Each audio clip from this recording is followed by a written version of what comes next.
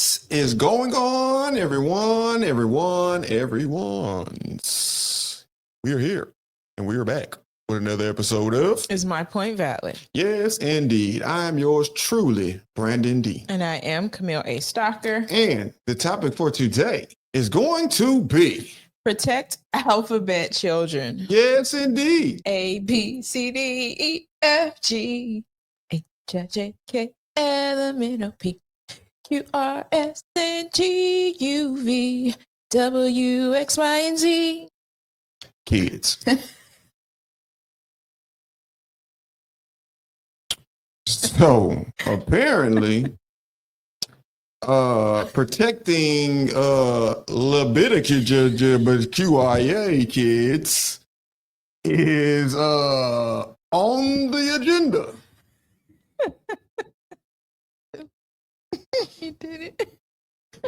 LGBTQIA kids. Hell. Yeah, those kids. So, in the midst of us trying to give special treatment to some kids, we are discriminating against other kids, like regular kids, normal kids. You feel me?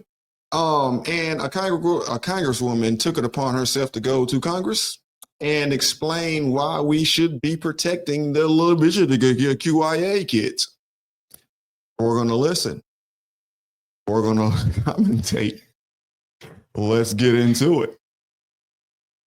Yes, indeed. The LGBTQIA kids. I wasn't planning to speak on this, but You I shouldn't feel have. compelled, having spent over a decade in the classroom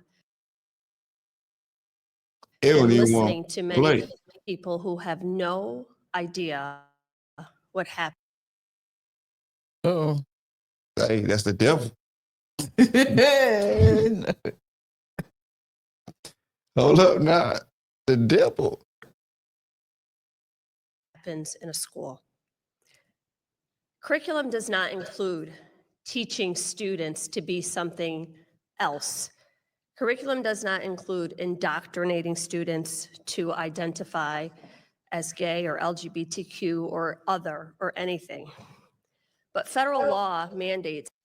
Say, I don't know if y'all ever seen that little boy that be sitting in the back seat, and when somebody say something that ain't real, that little boy say bullshit. I wasn't. Whoa. I wasn't expecting that because I was looking at you. I said, what's coming? That came. That little boy be calling it every time. That little boy be calling it every time. I'm calling it right now. Oh, Just heck. straight up. It's funny. Man, you need to stop lying, Miss Lady. I don't know who you is. A congresswoman. Yeah. that all students have civil rights protections. I don't really understand what the members of this committee think happens in schools, but my question is, what do we do with these children? The children who you are saying on this committee don't exist. Tell them the truth. Teach them their ABCs and 1, 2, 3s and some history. You don't affirm it because you are the teacher. You are teaching them the curriculum. You're not adding in your lifestyle or anybody else's lifestyle and saying, this term, you can be whatever you want to be, needs to be banned. If you want to ban something, ban that. So it's there. You're affirming things. You are. There are tests. There are books that are in the libraries that are promoting sexuality. And then you're trying to make it mandatory. You're trying to make it to where parents can't even opt their kids out of it. Right. So I have to learn about this. I don't want to learn about this. I don't want to know about this. I see it. I know it's there. But I don't need education on something that I know is not real. The LGBTQIA kids is not real. That's made up. Trans kids, that's made up. All of this stuff is make-believe. It's in your head. And we know people's heads be twisted. And that's what we're dealing with right now. It's not normal. There's no such thing as a LGBTQIA kid. There's not. There's a bunch of teachers and a bunch of parents who are telling their kids, oh, look, this is what it is. And then we're allowing these same mentally disturbed people to adopt kids and also push that on kids who really should not be. These are children. Some things should not be discussed with children. They should learn, if that is how they are, they should learn that with high school, but you should not be teaching them about it in the elementary school and middle school. They don't need to know about that. They can't even read. And you trying to tell me that the public school curriculum is not about this, and this, yet we don't know what's going on in there? Yeah, we do. We know. Gaslighting people. Straight up. It's not so bad, but it is bad. Like Brandon said, if a person grows up and continues that lifestyle, whatever that lifestyle is, and that is a choice that they have made as a child, I will not affirm it. No, you're a boy or you're a girl. That is all it is. And then I know that people are attracted to the same sex. Well, that is, it's still like, it's not right. It's an urge that you have to fight, that you may fight for the rest of your life. Yes, but you don't indulge in it.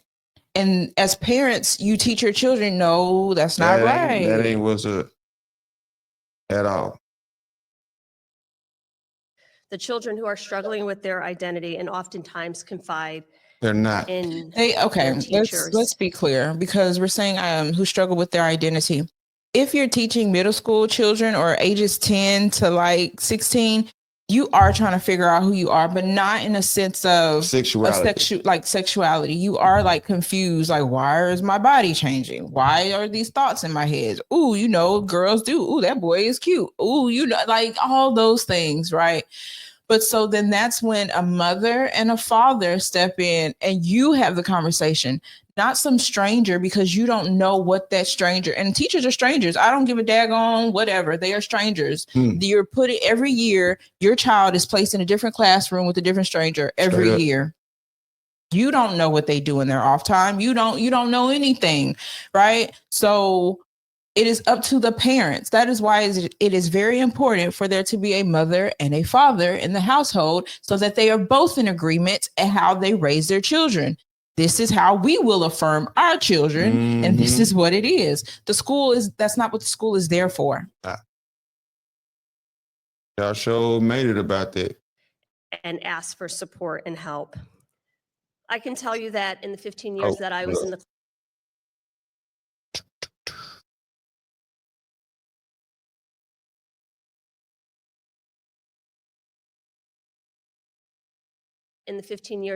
the classroom, any parent always had the ability to opt their child out of any lessons. There were no lessons taught meant to convert students, and much of what we're hearing here today. But I just don't understand what they think is going to happen to these students if they are in a classroom and struggling and asking a teacher for help, and a teacher says to them, you don't exist, or the ideology that you're referring. Shouldn't the child be asking the teacher for help with a math problem or how to read this sentence syntax or something? Like, what are we? Do you know what what the teacher should be telling the student? That's the conversation you have with Ask your parent. Exactly. Simple. That's it. Boom, bam, done deal. Go ask your parents about that. We're here to learn math, reading, and science and stuff along those lines. All of that, I feel like all that feeling, talk about that with your parent. Straight up. Referring to is not a real thing. I don't know what my colleagues think we're going to do with those students. And I have to tell you, just because you don't understand it or you've never heard of it doesn't mean it's not a thing. I would encourage you to increase your body of knowledge or expand your understanding. But just because you don't Gaslighting. understand it doesn't mean that you have the ability to legislate these children away. I can tell you, I taught history, and you want to bring everybody into the story. You want all students to feel represented. No, So I- my question is, I want to tell history the way history was. I'm a What history teacher. Are you talking? I'm about to say I'm a history teacher. No, seriously, I do teach my girls history because we homeschool. And here's how I teach history. I don't place myself in it, just like when we read the Bible. We do not place ourselves in it, because if God is talking about the Israelites, then we're talking about the Israelites. It's not the Gentiles. So I don't put myself in there. We know specifically what it is. But we go through history in chronological order, and we place what is happening, the presidents, events, inventions, the tribes, Indian tribes. We learn that. I don't need my girls to feel represented in anything. I need them to know the history of the country and who or what or when or where or why these things attributed to the nation that we have today. That is how you teach this. I don't need to be like, okay, well, if you weren't known, Well, all the black people, No. you were slaves, No. and all the white people, you were slave owner. I don't do that. I may ask the question, do you believe that this hindered or helped the country? And then they'll give their opinion, and their opinion, that's their opinion. But I'm not going to say, okay, guys, if this, I'm not teaching like that. I won't teach like that. And if other children were to come in and we have a co-op or something, I'm not teaching what she is saying. You represented in history for what? No. There were black people, white people, Indian people. There were all types of people. But what happens to these students? They learn the truth. You are focusing on the wrong 1% here. There is a 1% in our population that is literally steamrolling the rest of the country. And what we're doing in this committee is focusing on a small population of students who are at a point in their life where they are struggling, and school may, for many of them, feel like the only safe place or the only place where they can get. If the only safe place for a child, if they feel the only safe place for them is at school with a bunch of strangers, the parents have failed. And a lot of parents are failing. You are failing your children because they are confiding in people who know nothing about them. Talking to them and having conversations with them, they don't even know who they're talking to. Y'all sending y'all children out here, I keep telling y'all keep sending them out here with no armor on. They butt naked out here. But the parents are the armor. Y'all taking it off and shooing your kids. Gone. That's what y'all doing. Support, or the only place where they can speak to a counselor. These kids are not hurting anybody. I'm not sure what your experience is in public school were, or if you were always in the majority of the population and never had to rely on a teacher or a peer or a colleague or a social worker or a support group at school just to make it through the day. I don't know what your experiences have been, but I can tell you that that is not the experience of a small handful of our students. And as a teacher, I don't care if it was just one student that I had to reassure that they were important and they were valued and they belonged here. I'm going to do it. And anyone who has dedicated their life to this profession. So you can. I do believe that you do tell a child that, but you don't affirm that they belong here. Like, they belong here, period. Not because of they're gay or whatever. You belong here. And what I'm saying is you belong here because God created you to belong here. So the problem is this. Like, what the heck? Homosexual people have a hard time differentiating their humanity from their sexuality. Yes. Therefore, anytime you mention their sexuality part of it, they take it personally because they are That. that is who they are in their mind. I identify as. Mm-hmm. That makes sense. So they're completely confused. That's what it is. And nobody's telling them you are human. Got you. Or God loves you and God created you and you belong. We're creating here. all of these laws for. Got you. That's just like, okay, let's do blackness. The color of your skin, it's an idol. So the LGBTQI is an idol. You're idolizing a feeling or an identity. And that's why you can't see the truth. Got you. Because that's what you are. You're not a human. You're either a homosexual or you're a black or a transgender. That's what it is. You're not you. You're not you. You're not a person. You're not a person. You don't even see yourself as a person. That's why you alienate yourself from the rest of the population. And think that somebody dislikes you or is going to harm you because of what you identify as. And we could care less. The only time we get involved is for one, when you try to push it on other people. Right. And that happens a lot. Or you try to push it on children. That's when we have a problem. Other than that, you can do whatever you want to do. Because, like I said in another episode, you could be who you want to be and you'll still be miserable.